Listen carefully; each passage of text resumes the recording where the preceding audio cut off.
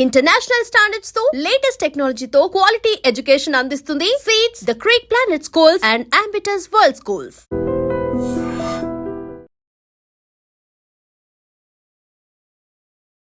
కానీ ఒక ఆడపిల్లని చూడకుండా రాధాని హత్య చేయడం అని ఎంతవరకు కరెక్ట్ అంటారు? అది అప్పుడున్నట్టు పరిస్థితిలో కూడా కరెక్ట్ కాదని నేను కూడా అనుకున్నా. దాని మీద సమీక్ష జరిగిందా? దాని మీద కూడా జరిగింది. అంటే తప్పు ఒప్పుకుంటారా? చేయవలసింది కాదు ఉమ్.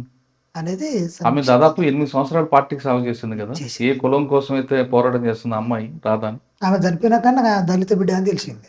అవునా? అంతవరకు తెలీదా? మేము ఎవరి క్యాస్ట్ని అడగాం, ఎవరం అడగం కూడా. తెలిసిన తర్వాత ఏం చేశారు? ఉం? తెలిసిన తర్వాత ఏం చేశారు? ఏం చేయలేదు, నేను మాట్లాడినాం. ఈ చర్య కరెక్ట్, కొంత తొందరపడి చేసినట్లు చర్య అనేది అప్పుడు కానీ అదే కోవట్టుగా ఒక అగ్రవర్ణానికి చెందిన వ్యక్తి వచ్చాడు. ఆయన కోవట్టుగా భావించి ఆయన్ని సస్పెండ్ చేశారు పార్టీ నుంచి. కానీ ఈ అమ్మాయిని మాత్రం హత్య చేశారు. అంటే దానికి ముందు జరిగింది కొంత నేపథ్యం. మరి నాకంటే ముందు సరెండర్ అయిన వాళ్ళు చెప్పే ఉండవచ్చు మీకు. చెప్పలేదు. కాబట్టి దాంట్లో ఏంటిదంటే ఫస్ట్ వాళ్ళ మీద చర్య తీసుకోవద్దు అనేది, ప్రేళ్లలో పెట్టి పర్యా కొట్టు పెట్టి ఇళ్ళకి పంపించేసేయాలి అనేది జరిగింది. దాంట్లో భాగంగా మేము అర్జున్ రెడ్డిని కావచ్చు, రాజ్ కుమార్ రెడ్డిని కావచ్చు, మేము ప్రజా కోర్టు పెట్టి ప్రజలలో తమ తప్పులు ఒప్పించి వాళ్ళు కూడా మేము మారినాం, మాది మిస్టేకే, వాళ్ళు క్షమించండి అని వాళ్ళు కూడా ఒప్పుకున్నారు. ప్రజలు కూడా ఇట్లా చేయడం సరైనది కాదు మీరు. ఆ కర్ణాటక ప్రజలు అయితే వీళ్ళ చాలా సీరియస్గానే చెప్పారు అర్జున్కి. ఇట్లా ఇన్ని సంవత్సరాలు మా లోపల పనిచేస్తున్నారు, మీరు ఇట్లా మారితే ఎట్లా, మరి మీ తల్లిదండ్రులు ఏం ఆలోచిస్తారు, మా బిడ్డలు పోయి మంచిగా పని చేస్తున్నారు అంటారు, ఇవాళ ఏమైనా చేసినాం అనుకో అక్కడ ప్రజలు మూర్ఖులు అని అంటారు. అలాంటి పరిస్థితికి మీరు నెట్టేయబడ్డారు కదా అని చెప్పి మాట్లాడి పంపించేసారు. కానీ మరి రాధ విషయం ఎందుకు చేయలేదు? రాధ విషయంలో కూడా అదే జరిగింది. ఫస్ట్ ఇక సెకండ్ ఏం జరిగింది అనేది వాళ్ళ కమిటీ ఆలోచించుకోవాల్సింది. కానీ దాని మీద ఆత్మ పరిశీలన చేసుకున్నారా? తప్పు అని భావించుకున్నారా? చేసుకుంటారు. కానీ జరగాల్సిన నష్టం జరిగిపోయింది కదా. జరిగిపోయింది. ఇలా తప్పులు జరుగుతుంటాయి పార్టీలో కూడా. కొంత ఏటూరు నాగారం దగ్గర నుంచి మనం చూస్తాం. కొన్ని తొందరపాటు నిర్ణయాలు ఉన్నప్పుడు జరుగుతాయి. ఆలోచించాలి. సార్, రాధ విషయంలో ఆ నిర్ణయం తీసుకున్న వ్యక్తిని ఏమైనా సస్పెండ్ చేశారా పార్టీ, లేదా పంపించారా ఆయన కూడా? ఇక అక్కడ కమిటీ నిర్ణయించుకోవాలి, అది ఏఓబి కమిటీ అది. ఓకే సార్, ఇంకో దాదాపు 20 సంవత్సరాలు ఉన్నారు. కొంతకాలం తర్వాత మీరు బయటకు వచ్చినప్పుడు వాళ్ళని పార్టీ ద్రోహి అని పెట్టడం, ముద్ర వేయడం సమంజసమా?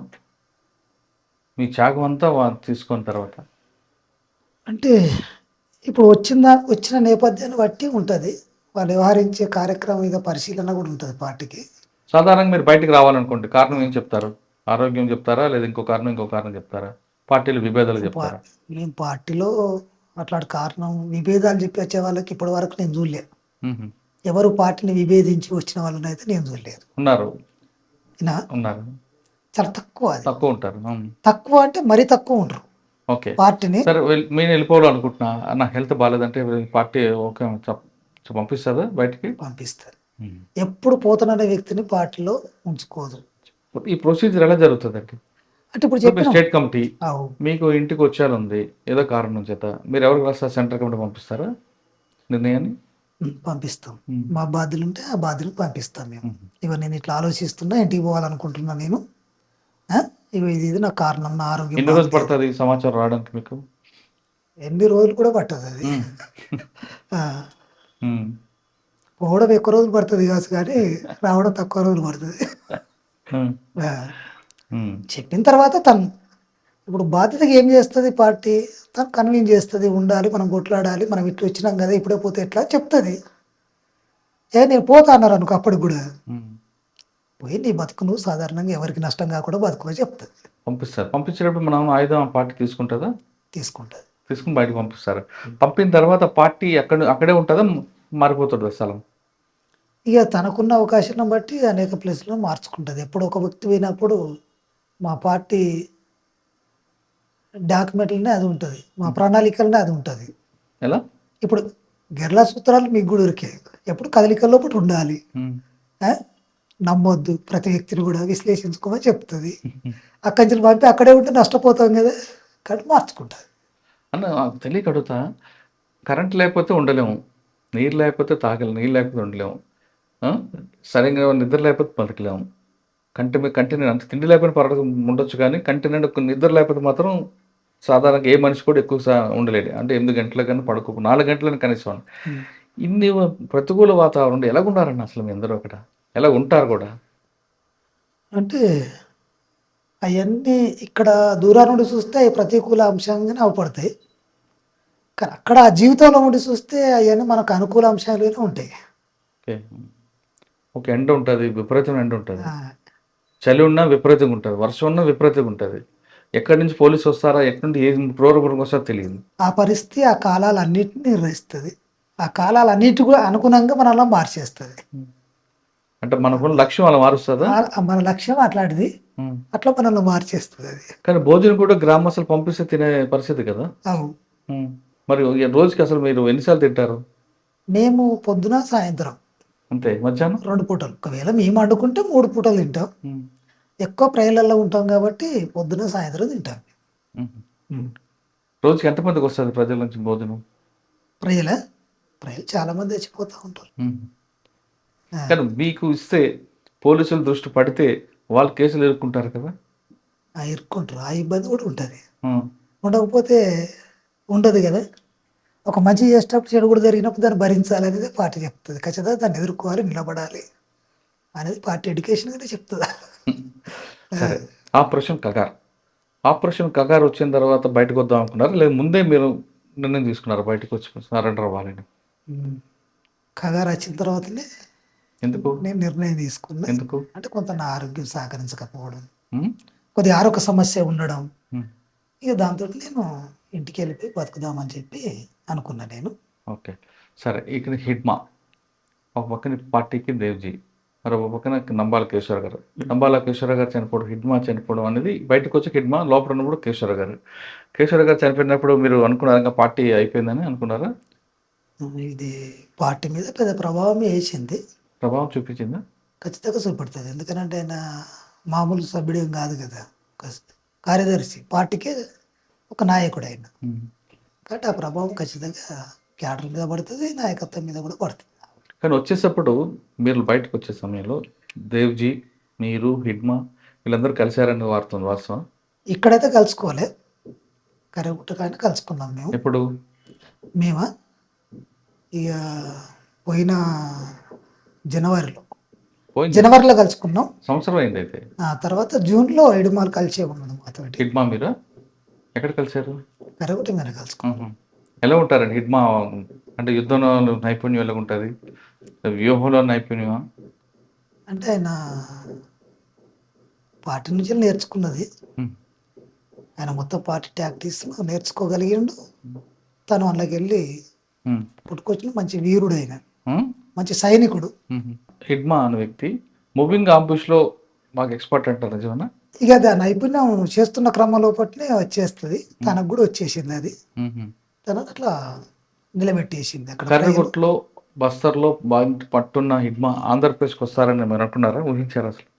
ఉమ్, అది ఊహించలేని పరిణామం. ఊహించని పరిణామం. అవు. అంటే అది ఎక్స్‌చేంజ్ ఆఫ్ ఫైర్ అంటారా? ఎన్‌కౌంటర్ అంటారా? ఇది ఎన్కౌంటర్ అని నేను అనుకుంటున్నా. హ్మ్. అట్లా జరిగితే అది వేరే రకంగా ఉండేది, కానీ హ్మ్. అట్లా కాకుండా ఇది ఏదో. ఓకే. హిడ్మా చనిపోయిన తర్వాత పార్టీకి నష్టం జరిగిందా? లేదు పార్టీ హిడ్మా లేకపోయినా మరోసారి పార్టీ కోలుకుంటదా? ఆ మేరకు నష్టం జరుగుద్ది. హ్మ్. ఇప్పుడు ఆయన లేని అట్లాంటి పరిస్థితి. ఎందుకంటే అక్కడ ప్రజలలో చాలా పేరున్నట్లాంటి వ్యక్తి. హ్మ్.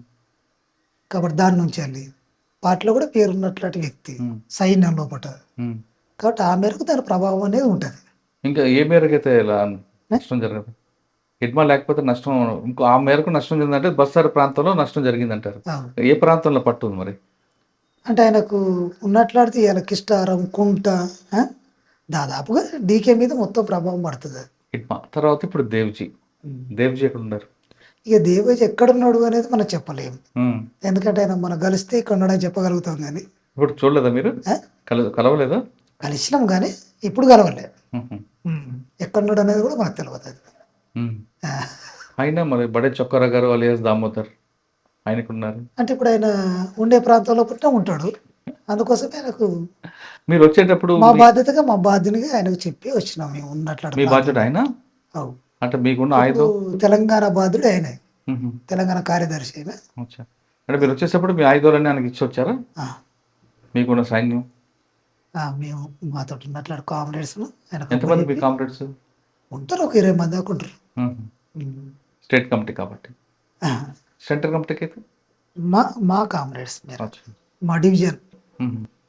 వీళ్ళందరికీ వాళ్ళకి బీకేఎస్ఆర్ డివిజన్లో ఉన్నట్లు కామ్రేడ్స్ నా ఎమ్మట్టున్నట్లు ఒక 15 మందిని ఆయనకే ఆయుధం కూడా. ఆయుధం కూడా ఉపజెప్పి. ఎందుకు ఆయుధం తీసుకురావచ్చు కదా. ఈ ఆయుధం తీసుకురావచ్చు అనేది కాకుండా మేము కొట్లాడతామన్నప్పుడు ఆయుధం తీసుకుపోయి మనమే చేస్తాం, అక్కడ ఇచ్చేస్తే బెటర్ కదా. అంటే అది ప్రభుత్వం ఆయుధే కదా, ప్రభుత్వం హ్యాండ్ ఓవర్ చేయొచ్చు కదా. ఇక అప్పటి వరకు పార్టీదే కదా, నేను పార్టీలో ఉన్నా కాబట్టి అది పార్టీది కాబట్టి. దాదాపు 20 సంవత్సరాలు పార్టీలో ఉన్నారు. అడవిలో మీకు అడవి కాపాడింది. ఉమ్. వీళ్ళందరూ మీ సహచరులు అందరూ ఉన్నారు కామ్రేడ్స్. వాళ్ళందరినీ విడిచిపెట్టి వస్తున్నప్పుడు మీ ఫీలింగ్స్ ఏంటి? అంటే దాదాపుగా నేను చేసినట్లు అన్ని ప్రాంతాల్లో కూడా ప్రజలు బలగాల్లో కూడా కంటికి రెప్పలా కాపాడుకున్నారు నన్ను. ఇవాళ వాళ్ళని అందరినీ ఇడిసి రావడం కూడా నేను చాలా బాధగానే ఫీల్ అయినా. మ్మ్. ఎందుకంటే మన వ్యక్తిగత సమస్యతోటి ఇలా వాళ్ళని విడిచిపెట్టిపోతున్నాం. మ్మ్. ఇన్ని త్యాగాల మధ్యలో ఇంతమంది కామ్రేడ్స్ అమరులు అయ్యిండ్రు. వాళ్ళ పిల్లలు కూడా ఎంతోమంది వచ్చి మనతోటి ఉండి మనల్ని రక్షిస్తూ అమరులు అయ్యిండ్రు అని అట్లాంటి బాధ అనేది కొద్దిగా సీరియస్గానే వెంటాడుతుంది. అవునా. సరే, బయటకు వచ్చారు. బయటకు వచ్చిన తర్వాత ఇప్పుడు ఈ ప్రపంచం ఎలా కనిపిస్తుంది? ఎట్లా దానికి దీనికి చాలా డిఫరెన్స్ ఉంటుంది. మారింది, చాలా మార్పులు కనబడుతుంది, ఇంకా కూడా మారొచ్చు. ఇది ఇప్పటికైనా సరే అజ్ఞాతుల్లో మావోయిస్టులు అందరూ కూడా ఖచ్చితంగా లక్ష్యం సాధించాలంటే బయటకు రండి అంటున్నారు కొయ్యరు సాంబయ్య అలియాస్ వజ్జాల్. ఆయన చెప్తున్నట్లుగా ఈ 35 సంవత్సరాల సర్వీసులో చేసిన త్యాగంలో కొంత మేరకు మాత్రం నేను అనుకున్న లక్ష్యాన్ని సాధించాను అన్న దీంట్లో నాకు ఒక భాగస్వామి ఉందనే విషయం మాత్రం ఆయన అంగీకరిస్తున్నారు. ఇది సాంబయ్య గారితో. వచ్చే వారం మరొక ఇష్టం మళ్ళీ కలుద్దాం. నమస్తే. Thank you.